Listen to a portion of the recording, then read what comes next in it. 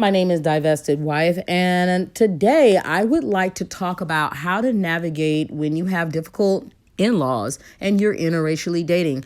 I got this comment under one of my videos and I found it very intriguing, and it really inspired me to make this video because I don't think that enough Black women who are in interracial relationships are talking about this. But she writes, "Hey, Divested Wife, I really love your channel and your commentary is spot on.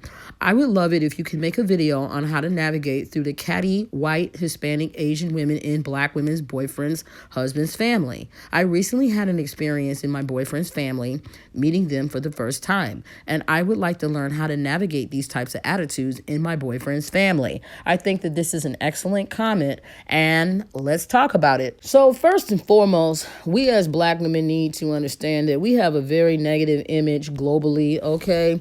When people think of Black women, normally images like this pop up in their head. Being overly promiscuous, we are always very hypersexualized in the media, in our art, in our music, loud, arrogant. Like, these sort of images are very pervasive in pop culture. And this has a massive effect on how other races of people view us. They think that you gonna bring Tyrone and Glocktavius over to family dinners. And see, a lot of Black women, they're so race loyal that they do end up bringing the whole family, including the riffraff, right along to Brad's community and Brad's family.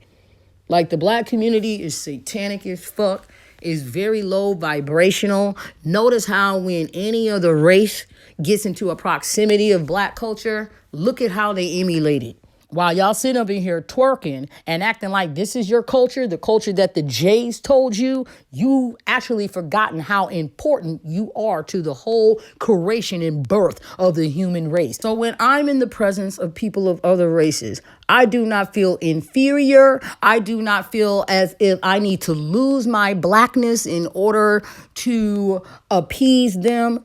And how I carry myself is a woman who has high self-esteem because I know my self-worth. What's very important is that you understand your man's customs and culture, because not all non-Black men are alike, okay? They're very different and unique from one another because they come from different races, they come from different cultures, and they have different customs. And you want to make sure that you know what is appropriate and what is inappropriate in your man's culture, so you're not the one making the mistakes that is causing his in-laws not to like you. So while you're dating these non-Black men, do not get too comfortable where you're not doing your research and you are trying to wing it, all right? I know a lot of women, they think that they can date interracially, and, they think that they got the poise and the class to just waltz right into another man's culture and that they're going to impress their in-laws. Well, it doesn't work that way, okay? Just because you're dating their son, that doesn't mean that you're automatically going to win the respect from the in-laws. And a lot of these guys will not tell you about the past previous relationships where they may have had a crazy Black girlfriend, who made herself look like a clown in front of his family and his extended family, okay? They won't tell you about that unless you ask. That's why I tell Black women, when you have established a connection with your non-Black man, you need to ask him those questions. Like, hey, yeah, have you ever dated a Black woman? Oh, have you introduced her to your family? How did that go? That is important because that is going to give you a feel of what you're stepping into, and you're going to be more prepared. When you're dealing with rude in-laws, it's important to know why they're acting rude. You have to look at all sides of it. Is it something that you're doing? Is it your behavior? Do you dress appropriately when going on family outings? Do you tell off-color jokes? If it's something that you're doing, then you need to correct that behavior. But if it's her or multiple ones in that family who are being very disrespectful to you, then this is when you need to put boundaries in place when it comes to your interactions with them. You need to understand the psyche of an Asian woman, a white woman, and a Latin woman. All of these women have men in their society who built, produce, provide, and protect. Men of no color have built whole kingdoms and societies just to protect their women and children. They have literally built the pedestal and put their own women on it so they can be revered and worshipped. These women think that they're better than black women because their men have built and provided and protected for them and have uplifted them, while we don't have males doing that for us. So when you're coming into a situation where you're now dating one of their family members, they're going to feel some kind of way about it because they already view you as if you're not good enough to even exist, let alone be snatching their men. And that is what it's really about, okay?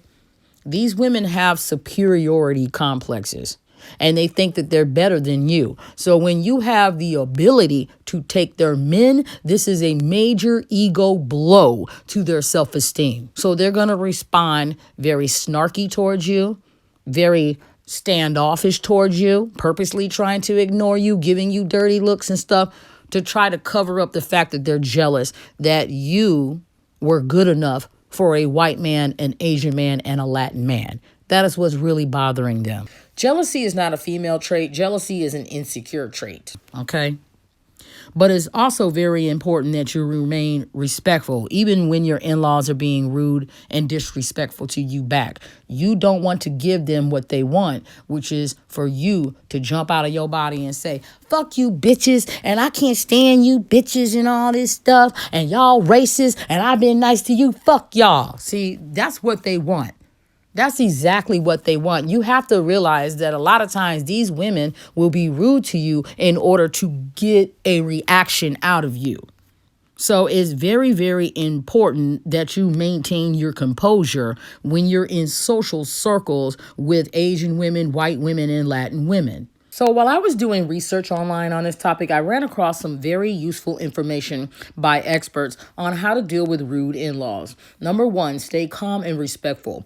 It is important to remain calm and respectful even when dealing with rude in-laws. Avoid responding in anger or aggression and instead try to communicate in a calm and respectful manner. Number two, it is important that you set boundaries. Let your in-laws know what behavior is not acceptable and what the consequences will be if they continue to behave that way. For example, you may need to limit your interactions with them or even involve your boyfriend or spouse as a mediator. Number three, communicate with your spouse. It is important that you communicate openly and honestly with your boyfriend or spouse about how their family's behavior is affecting you. And you both need to work together to set boundaries and find a solution that works for the both of you. Also, number four, focus on positive interactions. Try to focus on positive interactions with your in-laws, such as finding common interests or spending time together doing activities that you both enjoy. This can help build a more positive and respectful relationship. And I can attest that this actually does work because when I was first meeting my father-in-law, there's a significant age difference between us. And I was just like, well, what will we talk about? You know, how am I going to get to know this man? And I really, really love aviation. I learned how to fly and operate Cessnas, which are small aircrafts, in my 20s. And my father-in-law really loves World War I and World War II aircrafts. So we bonded over aviation. And so we have a really great relationship now. And we talk about all kind of stuff like politics and world news and, you know, stuff that's going on. So it's really cool. Like, this advice actually does work, okay? It is really good to try to find common grounds or things that you're interested in. And on top of that, you need to use I statements instead of using you statements. So that disarms them. So you'll say like, I feel like this when you talk to me like that, versus you're talking to me like this and you're a terrible person. See how one sounds more sympathetic where the other one sounds accusatory? Like, things like that is what you need to think about when you're communicating with in-laws who are very rude. That is why it's important to stay calm and collected in your thoughts.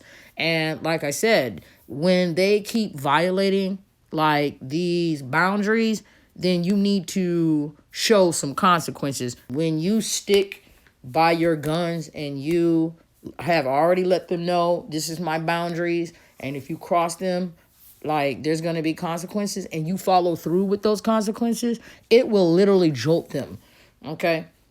And that's speaking out of personal experiences. I got people that I've cut off years ago still trying to contact me. All right? Once you violated those boundaries, I don't want anything to do with you. I'm moving on. And the end. And you can just fester in your negativity. All right? You don't allow people to have the power to control or dictate any aspect of your life, including your relationship with your boyfriend or your husband. And I want to say this. This is not a video to attack Asian women, white women, and Latino women, okay? Because I rock with all three. I have friends that are non-black, and, you know, to me, they are just some of the most amazing people that I've ever met in my life, okay? So I don't want anyone who is non-black watching this video thinking that I have some sort of animosity or anything. I'm just telling the truth, okay? This is my sister-in-law, this is my father-in-law, and this is my mother-in-law. So I speak out of experience. And I have a good relationship with my in-laws. But I'll tell you that it didn't happen overnight. And that is where you need to be realistic. If you're just meeting people, it's going to take time for them to open up with you. And you have to accept the fact that they may never open up to you, depending on what their situation is or what their mindset is, okay? And you have to be okay with that, and you have to move on. So, ladies, in conclusion, it is time to put your mental health first, okay? Without putting your mental health first, how are you going to be a good girlfriend or a wife to your man, all right? I think a lot of us, we still have this mindset of, you know, I can still do it all on my own. I don't like talking about my feelings. You know, I don't want to ask my man to do. I understand that, okay? I used to think that way too. But I'm starting to rest more in my femininity and really lean on my man when I need him, okay? We sometimes forget that we have men in our lives who are there to protect us and love us and listen to us, okay? So it is really pivotal that you ladies are putting your mental health first. Because when people, places, and things no longer serve you, then it is quite easy to cut it out of your life and move on to better things. So that's all I have to say about this. If you like this video, smash that like button and subscribe for more content below.